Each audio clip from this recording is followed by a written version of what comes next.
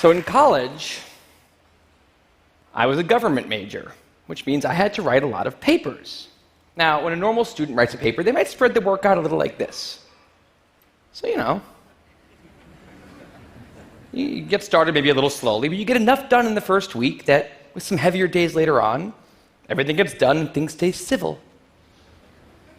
And I would want to do that like that. That would be the plan. I would have it all ready to go, but then actually the paper would come along, and then I would kind of do this. And that would happen every single paper. But then came my 90-page senior thesis, a paper you're supposed to spend a year on. I knew for a paper like that, my normal workflow was not an option. It was way too big a project. So I planned things out, and I decided I kind of had to go something like this. This is how the year would go. So I'd start off light, and I'd bump it up in the middle months. And then at the end, I would kick it up into high gear. It's just like a little staircase. How hard could it be to just walk up the stairs? No big deal, right? But then, funniest thing happened. Those first few months, they came and went, and I couldn't quite do stuff. So we had an awesome new revised plan. But then those middle months actually went by, and I didn't really write words. And so we were here. And then 2 months turned into 1 month, which turned into 2 weeks.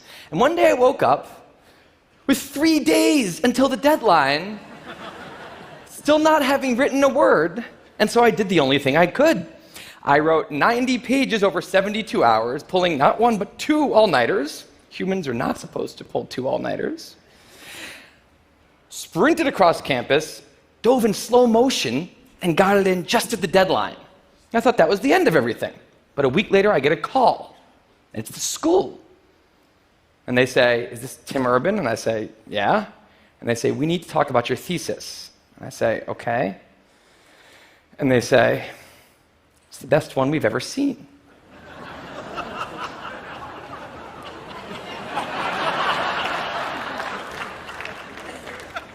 That did not happen.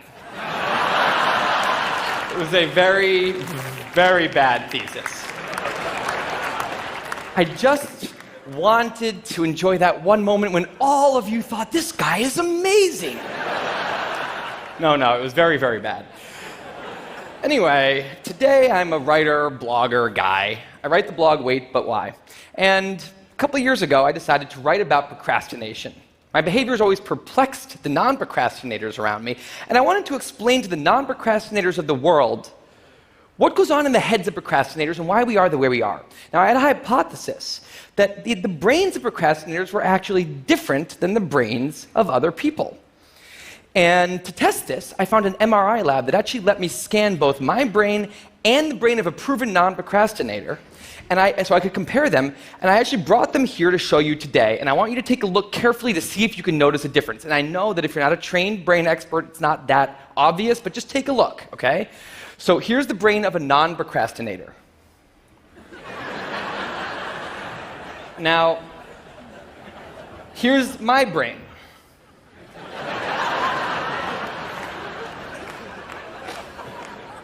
There is a difference. Both brains have a rational decision maker in them, but the procrastinator's brain also has an instant gratification monkey. Now, what does this mean for the procrastinator? Well, it means everything's fine until this happens. So the rational decision maker will make the rational decision to do something productive, but the monkey doesn't like that plan. So he actually takes the wheel, and he says, "Actually, let's read the entire Wikipedia page of the Nancy Kerrigan-Tanya Harding scandal, because I just remembered that happened. Then we're going to go over to the fridge. We're going to see if there's anything new in there since 10 minutes ago. After that, we're going to go on a YouTube spiral that starts with videos of Richard Feynman talking about magnets and ends much, much later with us watching interviews with Justin Bieber's mom. All of that's going to take a while, so we're not going to really have room on the schedule for any work today. Sorry." Now, what is going on here? The instant gratification monkey does not seem like a guy you want behind the wheel. He lives entirely in the present moment. He has no memory of the past, no knowledge of the future, and he only cares about two things: easy and fun. Now, in the animal world, that works fine. If you're a dog and you spend your whole life doing nothing other than easy and fun things, you're a huge success. And to the monkey, humans are just another animal species he has to keep well slept, well fed, and propagating into the next generation, which in tribal times might have worked okay. But if you haven't noticed, now we're not in tribal times. We're in an advanced civilization, and the monkey does not know what that is, which is why we have another guy in our brain, the rational decision maker, who gives us the ability to do things no other animal can do. We can visualize the future. We can see the big picture. We can make long-term plans. And he wants to take all of that into account. And he wants to just have us do whatever makes sense to be doing right now. Now, sometimes it makes sense to be doing things that are easy and fun, like when you're having dinner or going to bed or enjoying well-earned leisure time. That's why there's an overlap. Sometimes they agree. But other times, it makes much more sense to be doing things that are harder and less pleasant for the sake of the big picture, and that's when we have a conflict. And for the procrastinator, that conflict tends to end a certain way every time, leaving him spending a lot of time in this orange zone, an easy and fun place that's entirely out of the make sense circle. I call it the dark playground. Now, the dark playground is a place that all of you procrastinators out there know very well. It's where leisure activities happen at times when leisure activities are not supposed to be happening. The fun you have in the dark playground isn't actually fun because it's completely unearned, and the air is filled with guilt, dread, anxiety, self-hatred, all those good procrastinator feelings. And the question is, in this situation, with the monkey behind the wheel, how does the procrastinator ever get himself over here to this blue zone? A less pleasant place, but where really important things happen. Well, turns out that the procrastinator has a guardian angel, someone who's always looking down on him and watching over him in his darkest moments, someone called the panic monster.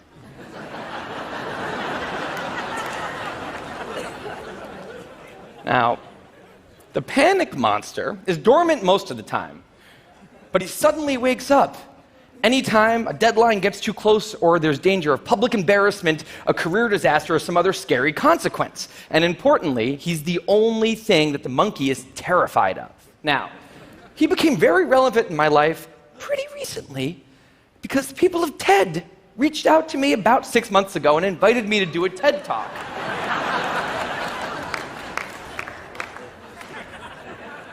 Now, of course, I said yes. It's always been a dream of mine to have done a TED Talk in the past.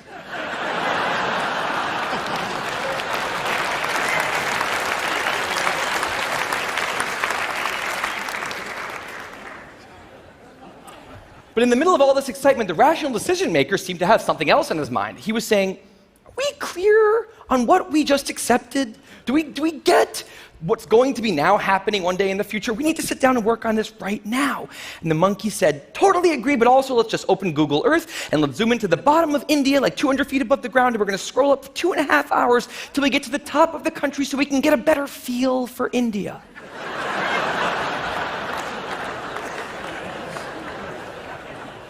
So that's what we did that day. As 6 months turned into 4, and then 2, and then 1, the people of TED decided to release the speakers. And I opened up the website, and there was my face staring right back at me, and guess who woke up? So the panic monster starts losing his mind, and a few seconds later, the whole system's in mayhem.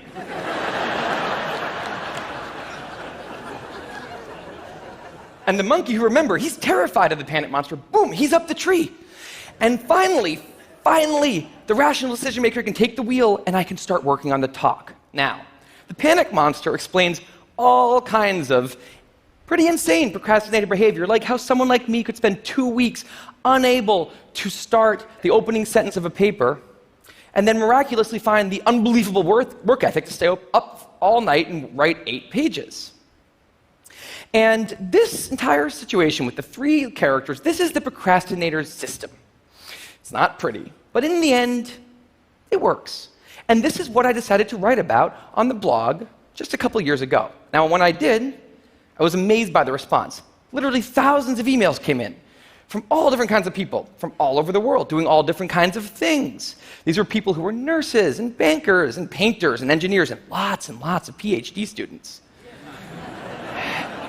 And they were all writing saying the same thing. I have this problem too. But what struck me was the contrast between the light tone of the post and the heaviness of these emails. These people were writing with intense frustration about what procrastination had done to their lives, about what this monkey had done to them. And I thought about this, and I said, if the procrastinator system works, then what's going on? Why are all these people in such a dark place? Well, it turns out that there's two kinds of procrastination. Everything I've talked about today, the examples I've given, they all have deadlines. And when there's deadlines, the effects of procrastination are contained to the short term because the panic monster gets involved. But there's a second kind of procrastination that happens in situations when there is no deadline. So if you want to have a career where you want to be a self-starter, something in the arts, something entrepreneurial, there's no deadlines on those things at first because nothing's happening at first, not until you've gone out and done the hard work to get some momentum, to get things going. There's also all kinds of important things outside of your career that don't involve any deadlines, like seeing your family or exercising and taking care of your health, working on your relationship, or getting out of a relationship that isn't working. Now, if the procrastinator's only mechanism of doing these hard things is the panic monster, that's a problem because in all of these non-deadline situations, the panic monster doesn't show up. He has nothing to wake up for. So the effects of procrastination, they're not contained. They just extend outward forever. And it's this long-term kind of procrastination that's much less visible and much less talked about than the funnier, short-term, deadline-based kind. It's usually suffered quietly and privately, and it can be the source of a huge amount of long-term unhappiness and regrets. And I thought, that's why these people are emailing, and that's why they're in such a bad place.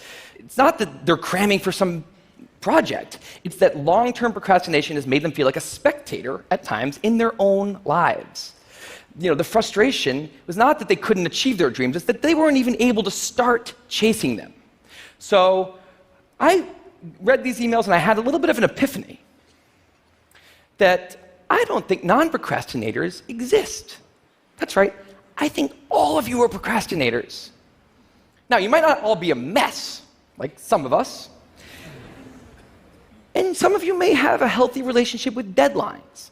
But remember, the monkey's sneakiest trick is when the deadlines aren't there. Now, I want to show you one last thing. I call this a life calendar. That's one box for every week of a 90-year life. That's not that many boxes, especially since we've already used a bunch of those. So I think we need to all take a long, hard look at that calendar. And we need to think about what we're really procrastinating on, because everyone is procrastinating on something in life. We need to stay aware of the instant gratification monkey. That's a job for all of us. And because there's not that many boxes on there, it's a job that should probably start today. Well, maybe not today, but sometime soon. Thank you.